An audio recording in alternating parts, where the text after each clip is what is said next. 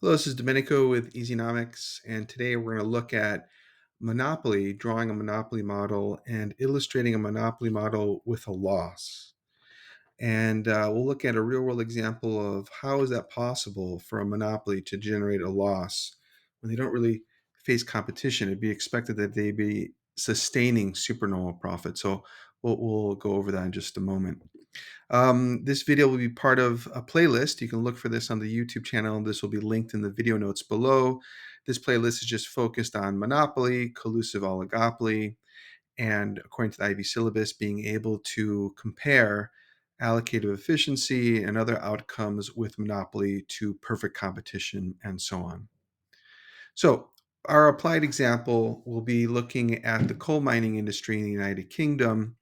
There's a long history of extracting coal in the UK, and we're going to look particularly at coal mines being nationalized in 1947, meaning that the UK government, under the Attlee, Clement Attlee Labour government, deciding to nationalize a large, I think a large number of privately held natural monopolies within the UK.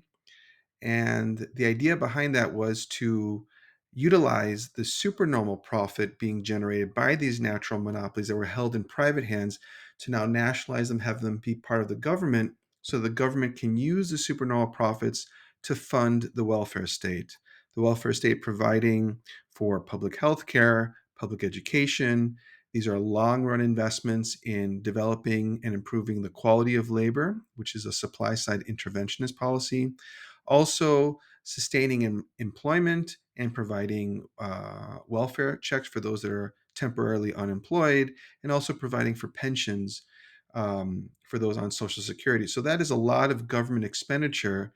And the idea of nationalizing these natural monopolies is to use the supernormal profit to fund that welfare state. That's the idea. There's a great documentary called The Commanding Heights. It's based on a book by Daniel Yergin. And episode 2 kind of highlights this period in the UK of the Thatcher administration deciding to privatize the coal mining industry in the UK, which is highly controversial today. But you can see that she's grappling with the fact that the costs of producing coal in the UK at this point in the 1970s was very, very costly. And it was probably cheaper for the UK to import the coal into the UK as opposed to producing it domestically. And so that led to a strong fight between the Thatcher administration and the coal miners union. Very, very bitter feelings felt still today from that period. So I'm going to talk about that when we draw the model. This chart illustrates that coal production is on a downward trend essentially from 1910 onward. We can see that the UK is kind of losing its comparative advantage in the production of coal. And here in 1970, we see that they're starting to import coal from countries that have the lower costs and have the comparative edge in the production of coal. We can see that in 1947, around here, this is the period when the coal mines were being nationalized, so they're now in state hands. And we can see the production was, rising at that point, and eventually from 1960 onward, production was falling. In terms of employment, this is measuring thousands of jobs on the y-axis. In 1947, this is when it's being nationalized. Jobs are being sustained at about 700,000 jobs within the coal mining industry. And again, the Labour government under Clement Attlee was trying to create or sustain jobs. And so you have coal miners maintaining those jobs. But from 1960 onward, due to the reduced production, employment is also falling. So there was a series of coal mines being closed due to it being very extremely costly to the state and not generating enough profit for the state to provide for the welfare state. So they're starting to close coal mines and the production is declining. And in the 1970s, we see that jobs are sustained. Coal miners were fighting aggressively to maintain their jobs, to keep the coal mines open. And in that period, if we go back, we can see that in the 1970s, production is relatively stable. But then Margaret Thatcher in 1984 privatizes the coal mines, and that leads to a dramatic drop. Well, actually, a drop in production here. This is the coal miners going on strike and the production falling. And so once they begin to be privatized, private owners are firing labor, and so the number of jobs is declining rapidly, and the production is also declining. And then overall here we see coal production over time, and again, it's just a downward trend. The UK having less and less of a comparative advantage, the cost of production rising. The coal is dug very deep in the earth. It's a very, very costly process. So that's an overall idea of what we're going to use for our example. Okay. So here we have graph A. We're looking at the market for coal in the United Kingdom. We're measuring price, costs, and revenue on the y-axis and the quantity of output on the x-axis. And so first we're going to draw the demand curve and the marginal revenue curve. And we want to keep in mind a couple things. Coal as a commodity, we're going to assume that coal as a primary commodity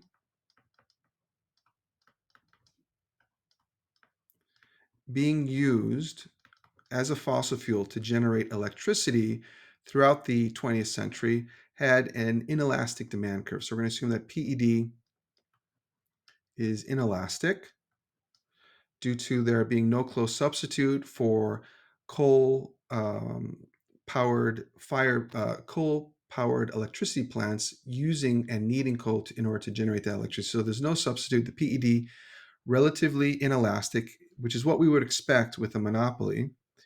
And we want to remember that the percent change in price for an inelastic good is greater than the percent change in quantity. So there's just a little bit of a review there. Okay, so we're going to draw a relatively inelastic demand curve. So here I have my demand curve, relatively inelastic. I'm going to label this D1 equal to the marginal benefit, and it's also equal to the average revenue. And for quick review, average revenue is equal to total revenue divided by the quantity of output. And the formula for total revenue is price times quantity divided by quantity. And here we can see that quantities cancel. So essentially, average revenue is price, which makes sense. The demand curve is just a list of prices and the quantity of demand along with those prices. Fine. Then we're going to draw our marginal revenue curve, and I'll just use a different color here so we can distinguish them. And the marginal revenue curve I'm going to draw, and I'm going to intentionally have it go below zero.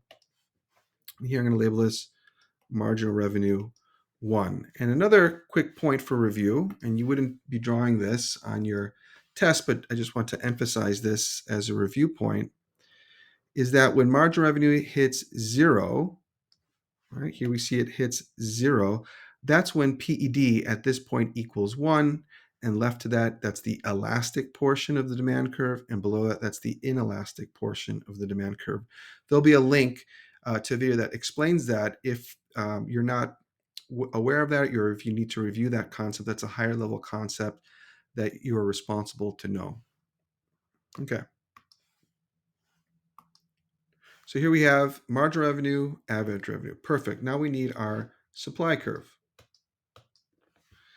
So I'm going to have my supply curve upward sloping according to a law of supply. I should draw a little bit thicker. So here we have our supply curve.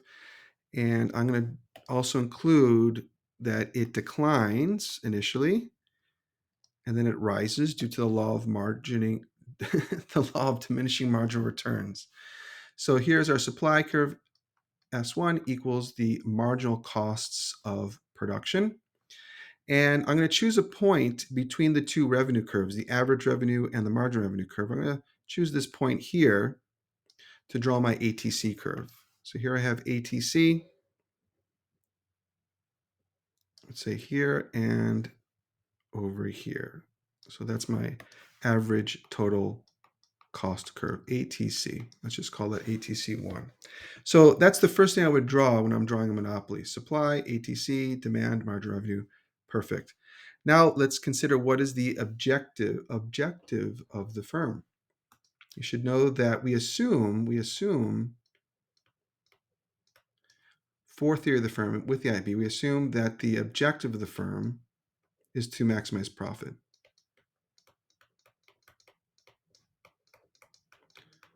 And I have other videos that explains the rationale behind the rule for objective of the firm to profit maximize. We're going to assume that they're going to try to profit maximize as opposed to maximize revenue.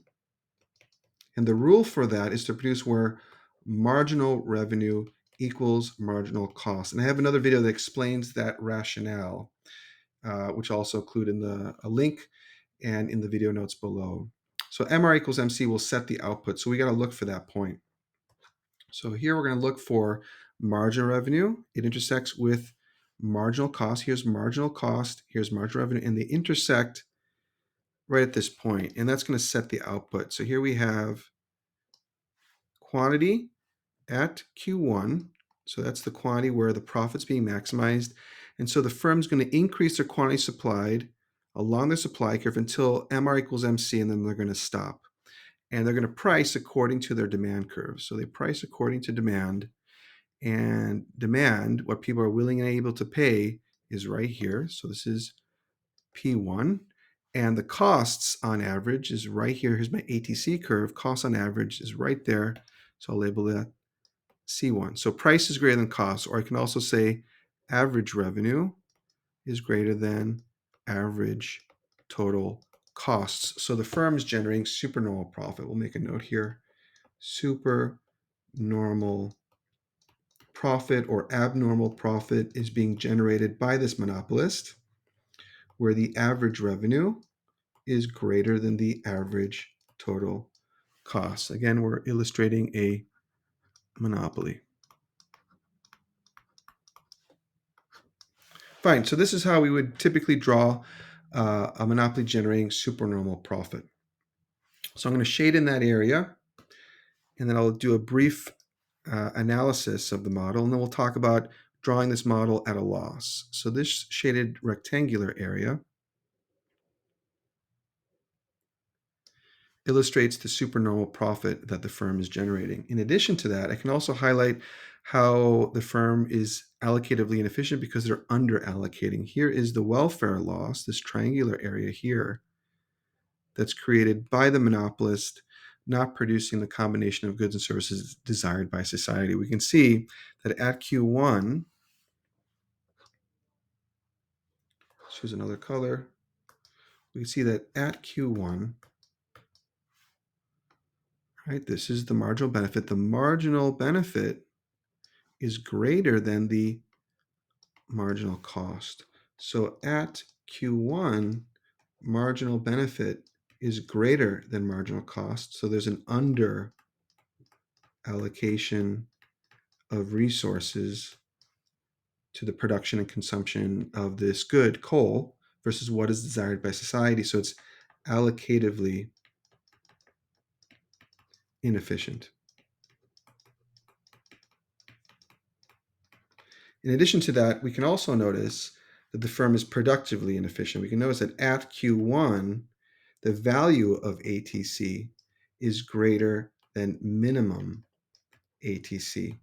So the firm is productively inefficient. They're not producing at their lowest costs on average.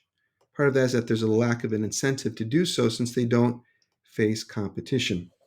Okay, so I'm going to quickly analyze this, and then we'll talk about what happens once these private firms are nationalized by the British government. So on the y-axis, we're measuring price, cost, revenue.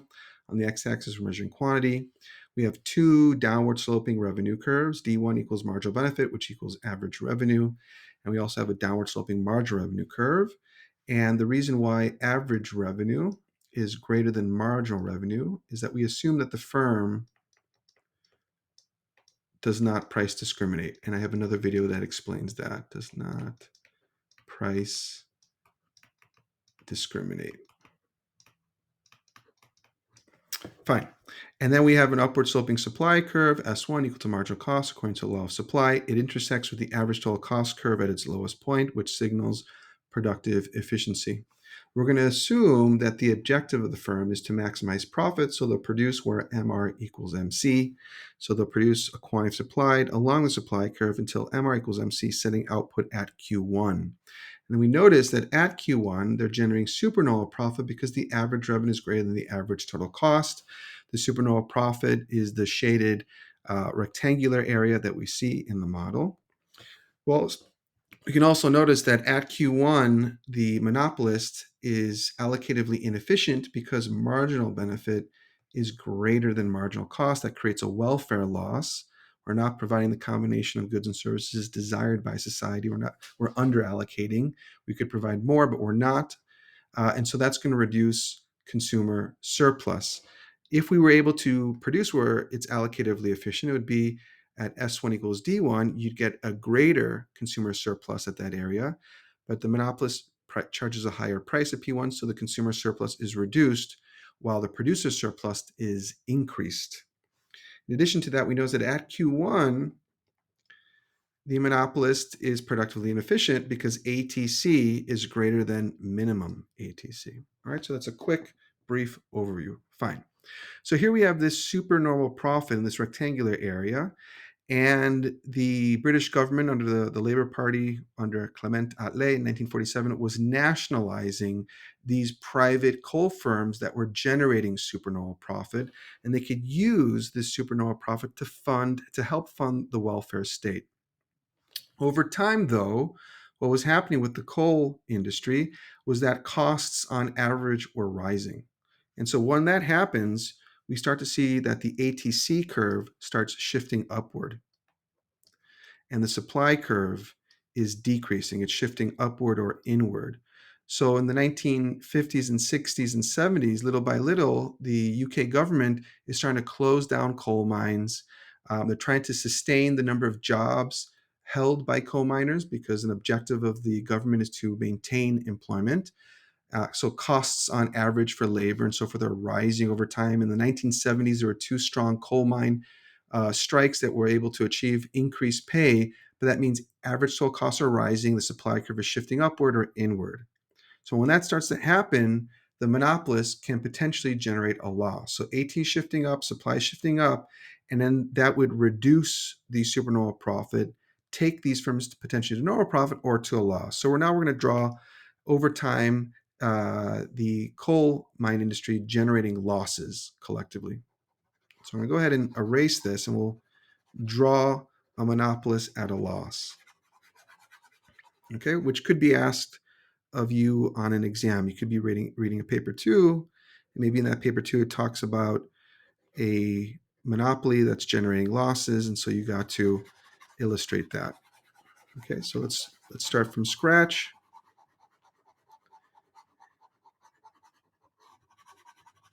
And draw that. Okay, almost done. Okay, and let's get rid of this. So we're going to start from 0 again. So first thing, let's draw the two revenue curves. Just going to thicken this.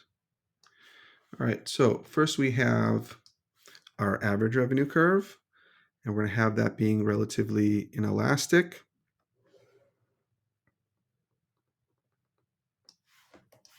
Here is D1 equal to marginal benefit equal to average revenue. And then we also have the marginal revenue curve.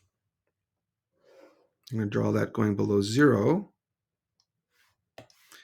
Here's marginal revenue, MR equals 1. And then I'm going to draw the supply curve. So here I have my supply curve. And it has this downward trend initially, and then the law of diminishing marginal return sets in, and the marginal costs rise in the short run for the firm. Supply equals marginal cost. And I'm going to draw the ATC curve now above the demand curve. So let's go ahead and draw ATC set above the demand curve. So here's ATC. Here's ATC, average total costs. And now we're going to illustrate the loss. Again, the objective of the firm is to maximize profit, produce where MR equals MC.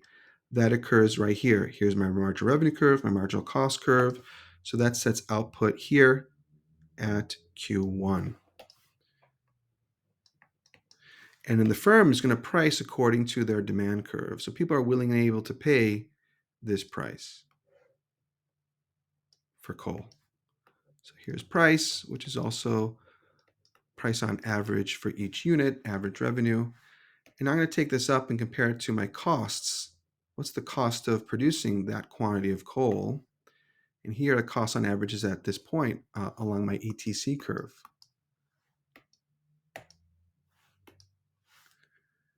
So here we have ATC being greater than AR. So costs, or average total costs, are greater than average revenue. So the shaded area here illustrates the loss being incurred by these nationalized coal firms within the UK. By the 1970s, the coal industry was hemorrhaging money. It was not providing supernormal profit or normal profit towards the UK government and providing that revenue that they could use to fund the welfare state. Now the coal industry is sucking money out of the UK government. So government spending is increasing to fund a very inefficient, productively inefficient industry. And so, unfortunately, in the 1984, Margaret Thatcher decides to privatize it, get this off of the state's hands. So, no longer is the state hemorrhaging money, and have private entrepreneurs try to make these firms productively as efficient as possible. So, right here we see the loss. And I'll label that here. Okay, so here's a monopoly generating a loss. And I'm going to go ahead and analyze this as we would um, for an exam. And I'm also going to highlight a couple of points that I can use to help me with my analysis evaluation. So here is, so the allocatively efficient outcome would be where marginal, you can see at Q1 marginal benefit is greater than marginal cost. At this point, this is where marginal benefit would equal marginal cost. So this triangular area is the welfare loss.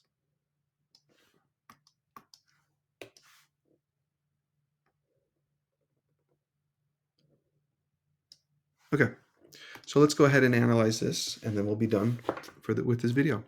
So here we have graph A, market for coal in the UK, perhaps in the 1970s. And we're measuring price, cost, revenue on the y-axis and the quantity of output on the x-axis. We have two downward sloping revenue curves. Demand equals marginal benefit equals average revenue.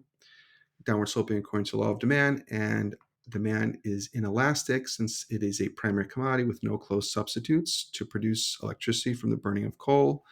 We also have a downward sloping marginal revenue curve, and AR is greater than MR due to us assuming that the firm does not price discriminate. We're going to assume that the objective of the firm is to maximize profit, so they'll produce where MR equals MC. That sets output at Q1. And at Q1, the firm will price according to their demand curve at P1. And we see that at Q1, the costs on average are at C1. So C1 is greater than P1, or ATC is greater than AR. Thus, the monopolist is generating a loss. So that would eventually lead to this firm or firms eventually shutting down and exiting the industry. And we see that in the 1984, Margaret Thatcher privatized this industry, got it off of state hands, and many more of these coals were eventually closed until the coal industry essentially disappeared in the UK due to the lack of productive efficiency, lower costs, and not having the comparative advantage. We can also note that at Q1, the monopolist is allocatively inefficient because marginal benefits greater than marginal cost. So there's an underallocation of resources to the production of coal versus what is desired by society. And we can also see that at Q1, the costs on average is greater than minimum ATC. So the monopolist is productively inefficient. Okay, so that is an illustration of a monopolist at a loss with a historical example. And that's it. If you have any questions, feel free to comment those questions below. And don't forget to subscribe and to like. Thank you so much.